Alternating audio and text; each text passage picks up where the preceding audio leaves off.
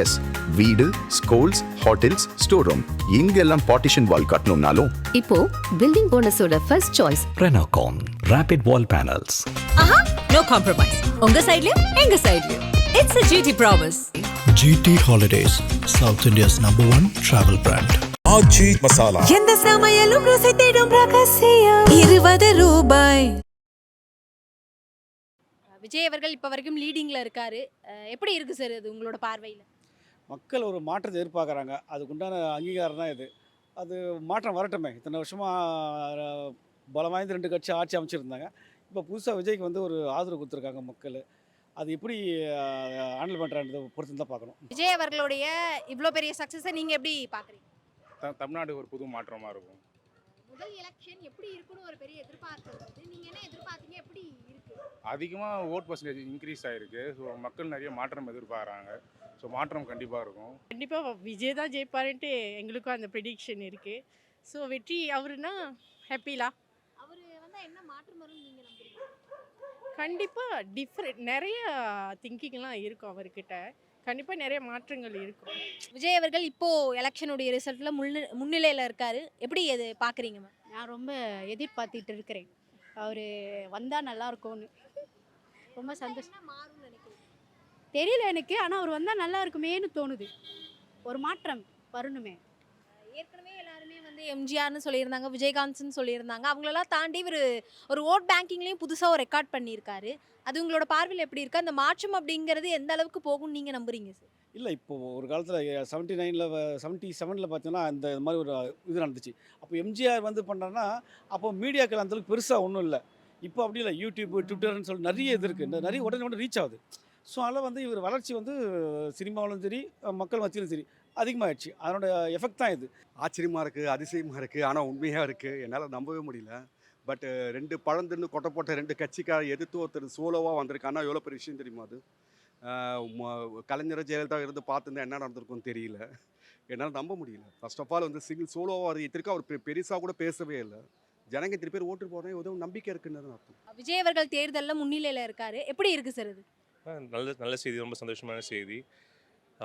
அவர் வந்து நான் எதிர்பார்த்தேன்னா வந்து இந்த ஆட்சியில் வரமாட்டார், அடுத்த ஆட்சியில் வருவார். ஸோ இந்த ஆட்சியில் வந்து ஃபுல்லாக வந்து அவரோட பாலிடிக்ஸ் பற்றி நிறைய இறங்கி கற்றுப்பார். அப்புறம் அடுத்த ஆட்சியில் வருவாருன்றது நான் எதிர்பார்த்துட்டு இருந்தேன். ஆனால் வந்து அவர் ஜெயிச்சது நல்ல விஷயந்தான். மேபி வந்து ஒரு நல்லது நோக்கி ஒரு பயணம் பண்ணுற மாதிரி சொல்லலாம். ஒரு சேஞ்ச் கொண்டு வருவான்னு நம்புவோம், பார்ப்போம். என்னன்னு தெரில. அவர் வந்து இதுக்கு முன்னாடி இருந்த ஆட்சி பண்ண தப்புகள்லாம் பண்ணாமல் நல்ல முடிவுகள் எடுப்பாருன்றது ஒரு நம்பிக்கையில் தான் வந்து நிறைய பேர் வந்து ஓட்டு போட்டிருக்காங்க. மொத்த சென்னை தொகுதியும் வந்து அவங்களுக்கு ஓட்டு போட்டிருக்காங்க. ஸோ அதுக்காக நம்ம ஹோப் பண்ணிவிட்டு நம்ம போவோம். பெரிய மாற்றம் வேணும்லாம் இல்லை, பொறுப்பு கொடுத்துருக்கோம். அதை யூட்டிலைஸ் பண்ணி அவர் எங்களுக்கு நல்லது பண்ணால் சந்தோஷம்தான். அலட்சியமாக எடுத்துக்க வேண்டாம். அவர் ஒரு ஆச்சரியத்தை எங்களுக்கு கொடுக்கணும்னு தான் நாங்கள் எதிர்பார்க்குறோம். ஸோ மார்னிங்லேருந்து வெறும் கூஸ் பம்ஸாக தான் இருக்குது. ஸோ இந்த 3 வருஷத்தை பற்றிலாம் எங்களுக்கு இல்லை. எங்களுக்கு தேவை மாற்றம் தான். அது மட்டும் கொடுத்தாருன்னா அடுத்த வர ஃப்யூச்சருக்கெல்லாம் அவர் தான் சிஎம். ரொம்ப ஹாப்பியாக இருக்குது. யாருமே எதிர்பார்க்கல இந்த மாதிரி ஒரு சேஞ்சஸ் நடக்கும்ன்ட்டு. எல்லாருக்கும் ஒரு சேஞ்சஸ் வேணும் இல்லையா? நம்ம இவ்வளோ நாள் என்ன பார்த்தோன்றதை விட இதுக்கப்புறம் எப்படி பார்க்க போகிறோன்றது தான். ரொம்ப ஹாப்பியாக இருக்குது. எதுவும் சொல்கிறதுக்கு இல்லை, நல்லா இருக்குது இந்த சேஞ்சஸ். ஒருத்தர் பரம்பரையாக திமுக, அவர்கிட்ட ஒரு 65 வயசு இருக்கும். அவர் பரம்பரையாக திமுக இது வரைக்கும் ஓட்டே போட்டிருக்காரு. அவருடைய ஓட்டு இதுலேருந்து. ஆனால் அவர் என்ன சொல்கிறாருன்னா, என் பேரனுக்காக நான் மாற்றி விசிலில் ஓட்டு போட்டேன்னு சொல்கிறார்.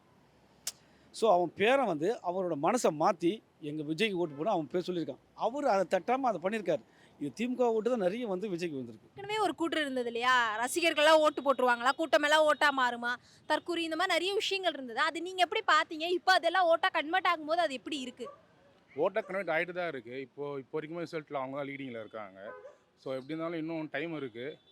பட் எண்ட் ஆஃப் தி டே எப்படின்னு பார்ப்போம். ஆனால் பெரிய ஓட் பேங்க் கண்டிப்பாக விழும். இண்டிவிஜுவலாக பண்ணுறாங்க அப்படின்னும் போது ஒரு பெரிய ஒரு புது வேவ் ஒன்று கிரியேட் ஆகிருக்குன்னு உண்மை தான். எப்படி பார்க்குறீங்க சார்? விஜய் அவர்கள் பிரச்சாரத்துக்கு ஒழுங்காக போகலை, அவருக்கு கூட்டம் வருது, அதெல்லாம் ஓட்டாக மாறிடுமா? ரசிகர்கள் உள்ளுக்குள்ள அந்த ஃபயர் இருக்குது. யாருக்காவது மாற்றி போடணும், 3வது கட்சி வரணும் ரொம்ப நாள் எதிர்பார்த்துட்டு இருந்தாங்களே. ஆமாம், அதுதான் எனக்கு பாவம். இருந்தாலும் பேசி பேசியே 0 ஆகிட்டாரு. எனர்ஜிலாம் போஸ்டேட் ஆகிருக்கு. பட் இவ்வளோ இப்போது நல்லா பேசுனவங்களுக்கு மரியாதை இல்லாமல் போயிடுச்சு இப்போது.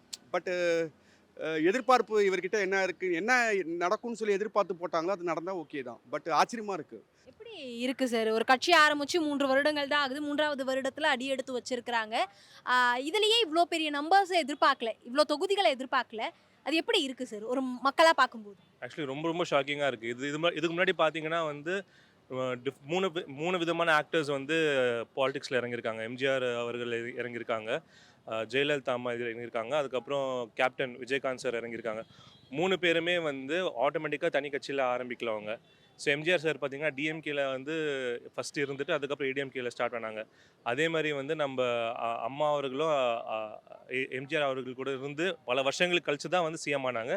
கேப்டன் சாரும் வந்து நம்ம ஏடிஎம்கேவோட கூட்டணியில் இருந்தப்போ தான் இறங்கினாங்க. ஆனால் வந்து ஒரு முதல் எந்த கட்சியிலும் கூட்டணி இல்லாமல் அவங்களா வந்து கட்சி ஆரம்பித்து வின் பண்ணுறதுன்றது வந்து ஒரு அன்பிலீவபிளான ஒரு ஷாக்கிங்கான ஒரு விஷயம். இது வரைக்கும் நடந்ததே இல்லை, நடக்காத விஷயம் இப்போ நடந்திருக்குன்றது நினச்சி பார்த்தா என்னாலே நம்ப முடியல. ஆக்சுவலி நானே எக்ஸ்பெக்ட் பண்ணல இது. ஒருவேளை யங்ஸ்டர்ஸோட ஓட்டு அதிகமா இருக்கறனால தான் அவருக்கு இவ்ளோ பாசிட்டிவான அப்படின்னு இல்லைங்க.